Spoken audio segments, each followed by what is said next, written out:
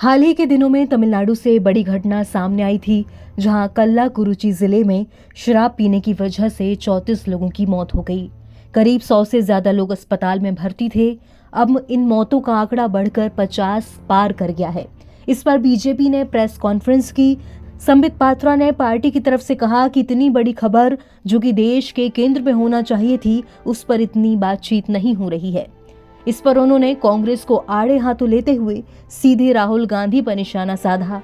उन्होंने कहा कि इतनी बड़ी घटना पर राहुल गांधी, सोनिया गांधी और मल्लिकार्जुन खड़गे चुप क्यों हैं? कल्लाकुर्ची तमिलनाडु की एक जिले की है और खास करके करुणापुरम गांव जो एक विशेषतः अगर कहा जाए तो शेड्यूल कास्ट बाहुल्य गांव है। दलितों का बाहुल्यता उस ग्राम में अधिक है और वहां जिस प्रकार से ये हुज ट्रेजेडी हुई है, अवैध शराब से 50 से अधिक, जब मैं ये प्रेस कॉन्फ्रेंस करने आया और फिगर्स चेक कर रहा था तब मृतकों की संख्या 56 थी। More than 56 people have died and many of them are critical still. लगभग 200 लोग अस्पताल में भर्ती हैं। यह इतना महत्वपूर्ण विषय है और मुझे आश्चर्य है कि इस विषय पर कांग्रेस पार्टी के मल्लिकार्जुन खड़गे, प्रियंका वाड्रा, राहुल गांधी, सोनिया गांधी, डीएमके और इंडिया अलायंस के तमाम जो लोग हैं, इस पे एक चुप्पी साधे हुए हैं। इस पे उन्होंने इन मौतों को हत्या करार दिया। पात्रा का कहना है कि अगर इस देश में 32 से ज्यादा अनुसूचित जाति के लोगों की जान जाती है तो मैं इसे हत्या कहूंगा, ये मौत नहीं है। ये तमाम दल इस वजह से चुप है क्योंकि इनका राजनीतिक हित सध नहीं रहा है। इस देश में अगर 32 से अधिक दलितों की, मैं तो कहूंगा ये हत्या है, ये मृत्यु नहीं है।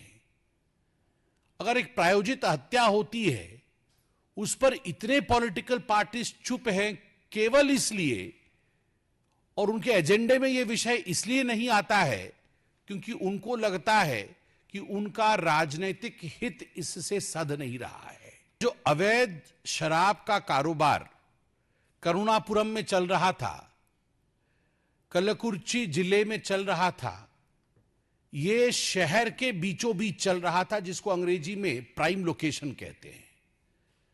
The affair of this illicit liquor was going on in the prime locality of the district. And astonishingly, the media says, just besides the police station and in front of the district court, जहां न्याय होता है, न्याय तंत्र, और police station के बगल में ये इस प्रकार से इलिसिट शराब बेचा जा रहा था। आज के एक प्रमुख अखबार ने बड़े स्पष्टता के साथ लिखा है कि दसियों वर्ष से, कई दशकों से ये इलिसिट शराब का कारोबार, ये अवैध शराब का कारोबार कई दशकों से हो रहा था। और ऐसा नहीं है कि पुलिस थाना के लोग, वहां के प्रशासन के लोग इससे अनभिज्ञ थे, सब उससे जुड़े हुए थे। दरअसल तमिलनाडु के कल्लाकुरुची जिले में अवैध शराब पीने की वजह से उसी दिन 34 लोगों की मौत हो गई थी। अब ये आंकड़ा 54 तक पहुंच चुका है। 54 लोगों ने अवैध शराब पीने की वजह से अपनी जान गंवा दी है। इसी बीच एमएनएम पार्टी के चीफ कमल हसन दुर्घटना के पीड़ितों से मिलने कल्लाकुरुची अस्पताल पहुंचे, जहां अब तक करीब 56 लोगों की मौत हो चुकी है। अस्पताल में उन्होंने पीड़ितों से बातचीत भी की।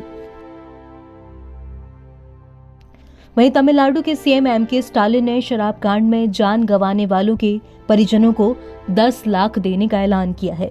राज्य सरकार ने सीबीसीडीआई को मामले की जांच सौंपी है।